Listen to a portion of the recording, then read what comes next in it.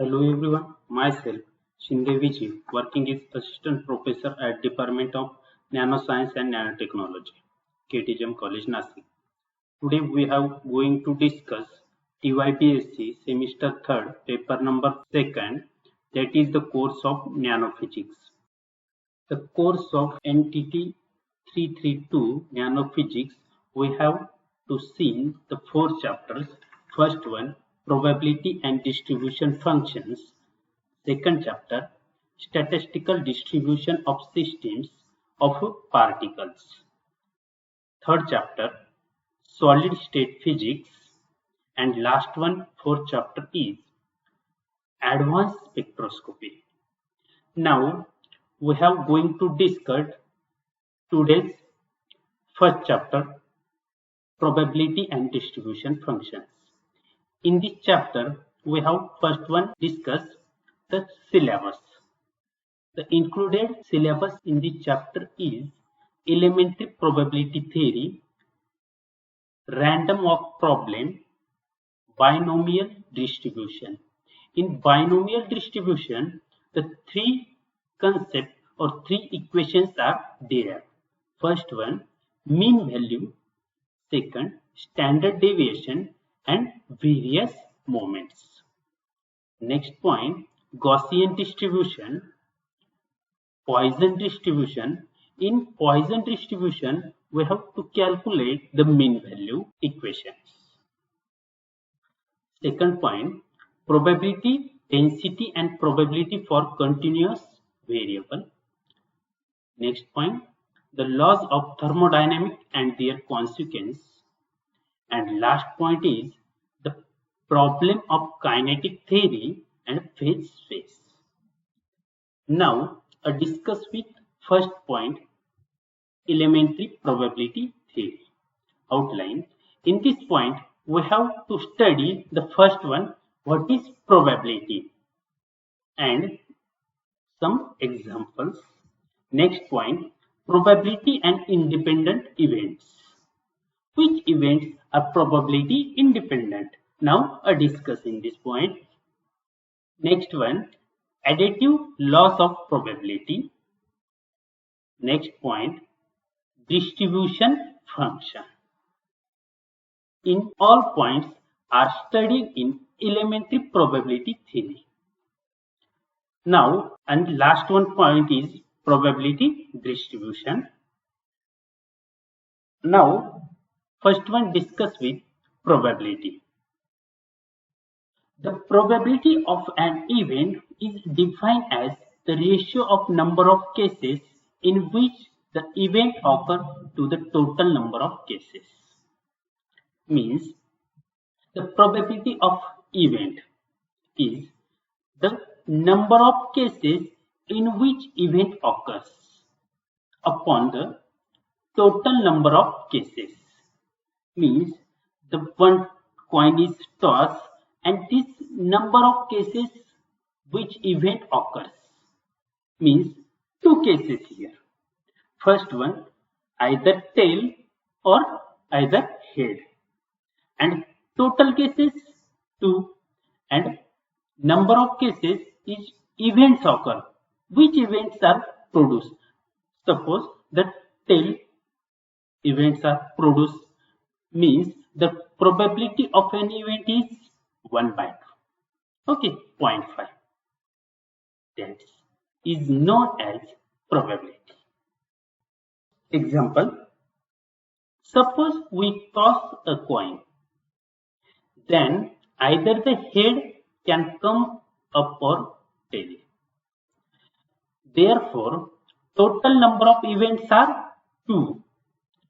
When head may come up, the number of events occurring is only 1. Either head or either tail, occurring only 1. Hence, the probability of head may come up is 1/2. In previous slide, I have discussed the head or tail probability. This is the 1/2. Hence, similarly, the probability of the tail may come up is 1 by 2. The total probability is 1 by 2, means head probability is 1 by 2 plus tail probability 1 by 2. The total probability is 1. The total probability of an event is always 1. That is the note that. Total probability of an event is always 1. Any case, any example or in any case, the total probability is always 1. Not a simple coin or no. Any example which have the total probability of an event is always 1. Now, discuss with probability of independent events. Two or more events are said to be independent of the occurrence of one is not influenced by the occurring of others. Consider in here, two or more events are said to be independent. Means two or more events are said to be independent if the occurrence of one is not influenced by the occurrence of other. In this condition, consider two independent events which occur simultaneously or in succession. Suppose one event can occur in n1 different ways and other event can occur in n2 different ways. Means here two events n1 and n2. First event n1 is different ways and second event n2 is different ways occurrence. Okay, then the total number of ways in the total events can occur simultaneously or in succession is n, or n is equal to n1 n2. Okay, let m1 be the number of ways favorable to the first event and m2 the number of ways favorable to the second event. Then the total number of favorable ways in which the two events can occur simultaneously is, that's the m is equal to m1 m2. Means two events are simultaneously occurring. Then the number of ways are favorable in first event is m1 and second event the favorable number of ways is m2.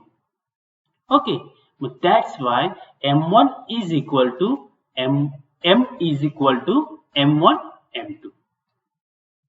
Now the probability of occurrence of the first event is P1 is equal to m1 upon n2. P1 is equal to m1 upon n1. Okay. Similarly, the probability occurrence of second event is P2 is equal to m2 upon n2. That's why the probability of occurrence of the composite events is equal to P is equal to m upon n is equal to m1 m2 upon n1 n2. Means the first event probability and the probability of occurrence of second event. That's why the m1 m2 upon n1 n2 is equal to m1 upon n1 into m2 upon n2 is equal to p1 into p2. This shows that the probability of occurrence of two events simultaneously or in succession means the composite event is equal to the product of the probabilities of individual independent events. means the probability independent events means the probability of occurrence of two events simultaneously or composite events. This is equal to the product of probabilities of individual independent events. These probabilities of occurrence of two events simultaneously, okay, or in succession, composite events, is equal to the product of probabilities of individual independent events. That is equal to the P is equal to P1 into P2. Okay. The result can be extended to K independent events. Here, two events are considered. Okay. But the results are extended for K events. Then, if the probability is P1, P2, P3, dash, dash, dash, Pk are the individual probabilities of occurrence of K independent events, then the probability that all of them occur simultaneously or in succession is P is equal to P1 into P2 into P3 into dash dash dash into Pk. That's the probability. Okay, P is equal to P1 into P2 into P3 into dash dash dash Pk. This is known as multiplicative laws of probability. Multiplicative laws of or multiplication laws of probability. That's the next point is additive laws of probability. Multiplication or addition law. These are two laws of probability. First one is discuss the multiplication law and the second one is additive laws or addition laws. These laws is applicable to mutually exclusive events. Two or more events are said to be mutually exclusive if the occurrence of any one of them prevents the occurrence of other. Means two or more events said to be mutually exclusive if the occurrence of any one of them prevent the occurrence of other. That is the known as additive or mutually events. Okay. Such events never occur simultaneously. Such events means in these two events are never occur simultaneously. Consider two events such as mutually exclusive. Suppose there are n total number of existing, mutually exclusive and equally likely ways in which an event can happen, out of which m1 and favorable to the first event and m2 to the second event. Then as the events are mutually exclusive, number of ways in which either the first or the second event can happen is given by m is equal to m1 plus m2. The probability of occurrence of the first event P1 is equal to m1 upon n, and the probability of the second event P2 is equal to m2 upon n. The total probability of occurrence of the first or the second event is P is equal to m upon n is equal to m1 plus m2 upon n is equal to m2 upon n plus m1 upon n is equal to P1 plus P2. Means the total probability of P is equal to probability of first event P1 plus probability of second event P2. If there are more than 2 or k events are mutually exclusive events and their probability of occurrence are P1, P2, P3 up to Pk, then the probability of occurrence of at least one of these events is P is equal to P1 plus P2 plus P3 plus up to Pk. This is known as additive laws of probability or addition laws of probability. Okay, first we have discussed the multiplication or multiplicative laws of probability and second laws of additive laws of probability. Means the total probability of P is equal to, consider two events, P is equal to P1 into P2 is the multiplicative laws of probability, and consider two events, total probability P is equal to P1 plus P2, that is the laws of additive laws of probability. Okay, these two laws are laws of probability is important. Now discuss with second point, distribution function. Let function of f is R, V and T be distribute function which represent the number of molecules within the range R and velocity V and time T. Okay, means the f is function with respect to range, velocity and time R, V, T. The distribution function gives a complete description of the microscopic state of the dilute gas. Hence, it is successful to calculate coefficient of velocity or thermal conductivity.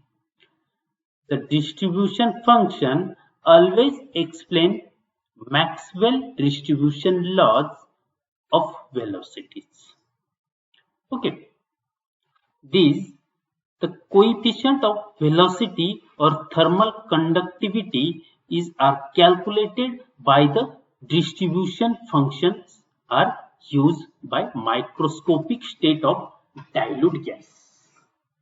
Okay, the distribution function is always explain Maxwell distribution law of velocities.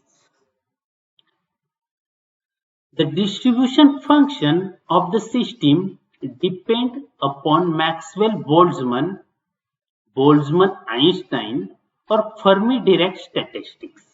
Means these distribution functions are three statistics are dependent. Or the distribution function of system is dependent upon three statistics. First one Maxwell-Boltzmann, second one Boltzmann-Einstein and last one Fermi-Dirac statistics. For the statistics we use the spin of particles. These three statistics Maxwell-Boltzmann, Boltzmann-Einstein or Fermi-Dirac statistics are used to spin of particles. This distribution function f is represent the energy is also defined as the average number of particles of the system which occur a single quantum state of energy E. This is denoted as Fe. Now consider with next point probability distribution. Let us play a game of tossing a coin 100 times. The probability of head on upper side may be 50%, that is 50 times. If we play such a type of games number of times, then there is maximum number of times the head may be on upper side. Okay, this figure shows that probability distribution in game of tossing. X-axis considered as number of heads and the y-axis considered as number of games. In 50%, the large number of games, that's the probability of head, is high probability or 50%. The probability of getting the head on upper side may be 30 times, 40 times, 45 times, 55 times, 60 times, 65 times also possible. We can plot a graph of number of heads varies the number of games. We got the probability distribution curve. In figure, we have shown that the probability of 40, 45, 60, 65 or 70. That is the probability curve are in shows the probability distribution curves. In elementary probability, this topic is over. Now, a previous lecture we have discussed the problems of probability distribution, probability multiplication law or multiplicative law, probability additive or addition laws. Thank you.